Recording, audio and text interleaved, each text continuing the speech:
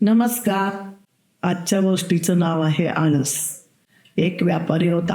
तो अतिशय प्रामाणिक होता, कष्टाळू होता आणि सूर्योदयापासून सूर्यास्तापर्यंत तो त्याचा व्यापार प्रामाणिकपणे करत होता. त्यामुळे त्या व्यापारातून त्याला खूप फायदा होत होता. त्यामुळे त्याच्याकडे धनसंचय भरपूर होता. त्याला एकुलता एक मुलगा होता. तो वयाने मोठा होता, परंतु तो खूप आळशी होता.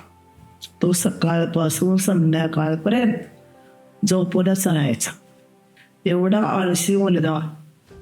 त्यामुळे व्यापाऱ्याला त्या मुलाबद्दल चिंता वाटायची. तो सारखा विचार करायचा, आता या मुलाला आपण व्यापार करण्यासाठी कसं प्रोत्साहन द्यायचं. आपला मुलगा असाच झोपून राहिला तर तो खूप निष्क्रिय होईल.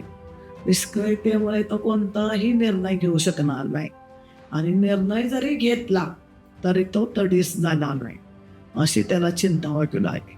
मग यावर तो विचार करू लागला. विचार करता करता त्याला एक युक्ती सुचली.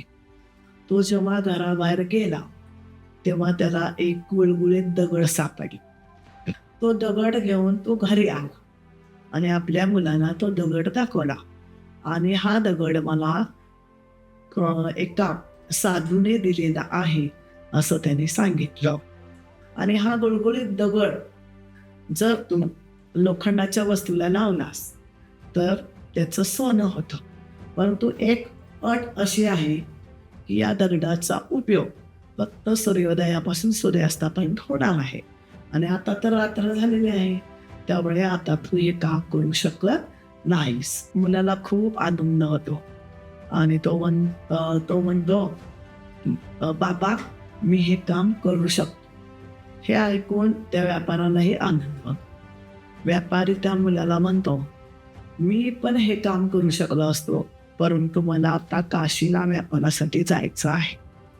त्यामुळं मी आता हे काम करू शकत नाही. आता या कामाची जबाबदारी तुझ्यावरच आहे.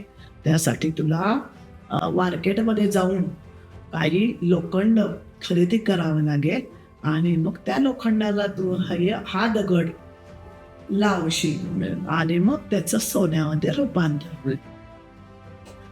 असं सांगून तो व्यापारी काशीला निघून जातो. मुलगा झोपून जातो. सकाळी त्याला जाग येते, परंतु तो विचार करतो, आपल्या वडिलांनी तर सांगितले सूर्यास्तापर्यंत तू हे काम करू शकतोस, त्यामुळे सूर्यास्ताला खूप वेळ आहे. आणि तो पुन्हा झोपून जातो. परत त्याला 10 वाजता जाग येते. परत म्हणतो अजून दुपारी व्हायला वेळ आहे. पुन्हा झोपून जातो. दुपारी उठतो, म्हणतो संध्याकाळ व्हायला अजून वेळ आहे. आणि ते काय लोखंडाला जायचं आणि त्या लोखंडाला या दगडाचा स्पर्श करायचा. किती सोपं काम सांगितलेलं आहे, त्यामुळं मी काय ते 1 तासामध्ये काम करू शकतो असं म्हणून तो पुन्हा झोपी राहतो. आणि नंतर त्याला 5 वाजता डायरेक्ट जाग येते. आल्यानंतर तो दगड शोधायला लागतो. तो दगड काहीच त्याला सापडत नाही. इकडे शोध तिकडे शोध, यामध्ये त्याचा अर्धा पाऊण तास निघून जातो. सूर्यास्ताची वेळ जवळ आलेली असते, तरीही त्याला तो दगड सापडत नाही. मग आता तो खूपच भावूक होतो आणि आपल्या वडिलांनी आपल्यावर जबाबदारी दिलेली आहे आणि आता आपण काय ते करू शकत नाही याचं त्याला काळजी वाटायला लागते. आणि त्याला त्रास पण व्हायला लागतो आणि दगड शोधत बसतो. आणि मग त्याला सूर्यास्ताच्या वेळेला तो दगड सापडल्यानंतर मग बघतो तो सूर्यास्त झालेला असतो. मग आता काय करायचं याची त्याला चिंता वाटते. रात्रीच्या वेळेला वडील येतात आणि वडिलांना बघून तो मुलगा खूप रडायला लागतो आणि वडिलांना सांगतो, आणि माझ्याकडून तुम्ही सांगितलेलं काम झालेलं नाही, परंतु मला उद्याचा जर वेळ मिळाला तर मी हे काम 100% पूर्ण करेन. मग वडील त्याला म्हणतात, वेळ हा कुणासाठी थांबत नव्हता. हा दगड आपल्याला त्या साधूला परत द्यायचा आहे आणि हा दगड फक्त आपल्याला 1 दिवसासाठी मिळालेला होता. म्हणून जेव्हा तुमच्यावर जबाबदारी येते त्याच वेळेला ते काम केलं पाहिजे, अन्यथा उपयोग होत नाही. मुलाला खूपच त्रास होतो आणि आपली चूक त्याला कळते आणि मग तो वडिलांच्या पाया पडतो आणि वडिलांना वचन देतो की उद्यापासून मी सूर्योदयाला उठेन आणि तुमच्या बरोबर काम करायला येईल. वडिलांनाही आनंद होतो. या गोष्टीमुळे तो मुलगा त्याने आळस झटकतो आणि त्या व्यापाऱ्याला तो मदत करायला सुरुवात करतो.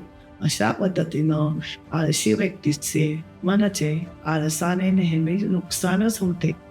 म्हणून एकदा जर तुमच्या शरीरामध्ये आळस भरला तर तो योग्य वेळी काढणं खूप महत्वाचं आहे.